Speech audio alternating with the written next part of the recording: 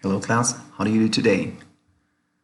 Ok, me da gusto que hayan atendido las indicaciones del video, y hecho las actividades, la gran mayoría cumplió en tiempo y forma.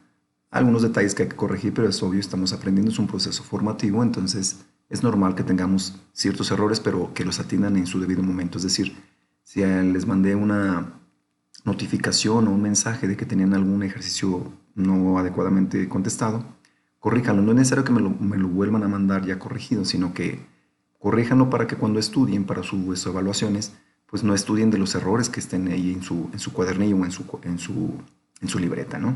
Bueno, este es el video de esta semana. Son actividades similares a las anteriores, nomás que abordando los temas de esta segunda semana de clases. Vamos a iniciar. Tenemos aquí el tema es Jobs and Occupations, oficios y profesiones. ¿Cuál es la diferencia? Bueno, el oficio se adquiere en base a la experiencia y la profesión pues hay que acudir a una universidad, a una escuela para tener un título que nos permita ejercer ese tipo de actividades. Entonces, la primera actividad es muy sencillita. You have to investigate a name in English of the job or occupation of the next pictures and write them down on the line that corresponds. Tienen que fijarse en cada una de las imágenes que están aquí en su actividad 4, tratar de identificar qué tipo de oficio o bien profesión está desempeñando cada uno de los personajes y anotar el oficio o la profesión en la línea que está debajo de la figura. Obviamente pueden usar un diccionario, son oficios muy comunes, no tienen la mayor complicación, y si lo identificas en español, pues únicamente buscar en el diccionario cómo se dice en inglés y anotarlo debajo. ¿De acuerdo? Muy sencillita la actividad. Siguiente. Aquí viene un poquito más complejo. La idea es que vayan aprendiendo a desarrollar ideas o a crear diálogos ustedes mismos para que les vaya fluyendo un poquito más la forma tanto de escribir como de hablar. Entonces, en la actividad 5, now describe briefly in English what they do and what do they need to do their jobs or occupations. Por ejemplo, si tienes a un maestro que necesita para impartir su clase. Bueno, supongamos que no hay pandemia, ¿no? Que está en un salón de clases. ¿Qué necesita? Pues un pizarrón, necesita marcadores, borrador, etcétera, una computadora quizás. Entonces, vamos a describir brevemente de cada profesión, de las que acaban de resolver en la parte de la actividad 4, van a poner el título o el nombre de la profesión y van a describir muy brevemente qué necesita o qué hace en su trabajo. En este caso les voy a ayudar con la primera, si se fijan aquí, pues un conductor de un taxi, pues taxi driver sería el oficio. Entonces aquí abajo yo ya les ayudé con el ejemplo. Taxi driver, he drives a car to take the people where they need to go. He needs a car and a license. Entonces hacen su traducción correspondiente. ¿Para qué la traducción? ¿Por qué doy tanta lata con ello? Muchas veces me ha tocado casos donde hacen la actividad bien en inglés.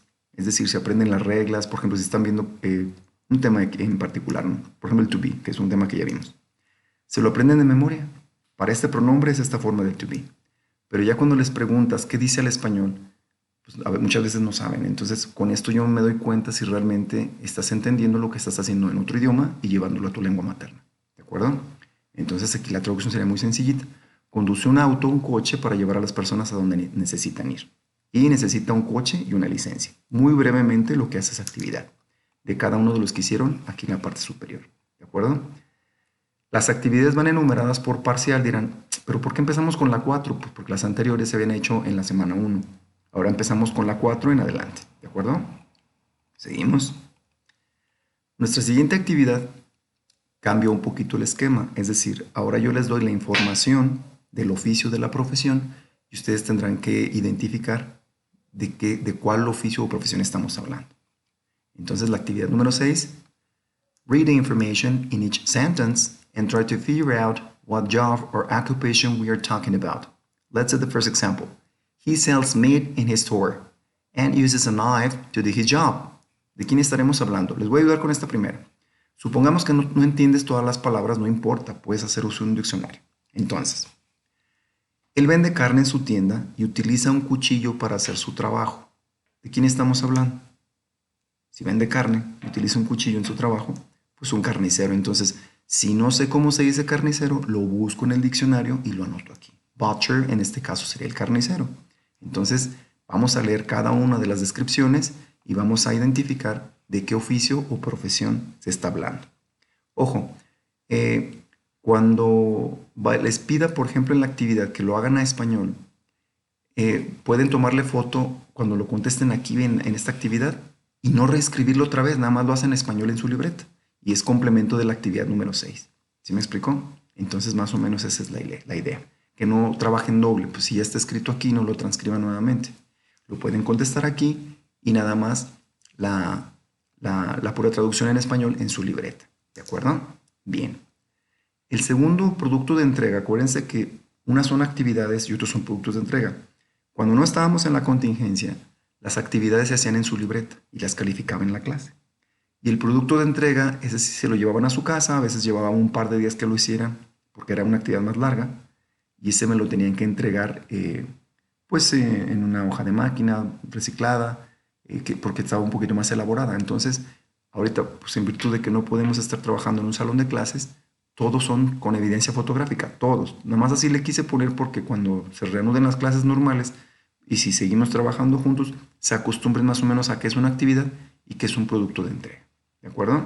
Bueno, este producto de entrega generalmente es el que tiene más peso en la calificación. Ahorita no puedo hacer eso porque no puedo interactuar en vivo con todos ustedes, quizás con algunos, pero no con todos. Entonces, no puedo darle ventajas o dejar en desventaja a alguien. Tiene que evaluarse a todos por igual. Entonces, ¿cuál es la evidencia? Una fotografía. Una vez que termine su trabajo, toman foto, me lo mandan como hicieron la semana pasada. ¿De acuerdo? Entonces, esta va a ser la actividad que como entrega, pero es la última de esta semana. Tienen que elaborar una encuesta. Una encuesta está conformada por preguntas que le elabora un entrevistador a un entrevistado. ¿De qué manera? Vamos a tratar, obviamente es inventada.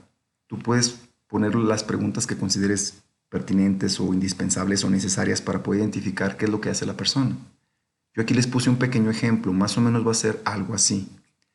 Ustedes pueden ponerle más preguntas o darle un enfoque diferente a la entrevista, etc. Pero, por ejemplo, tiene que llevar mínimo esto.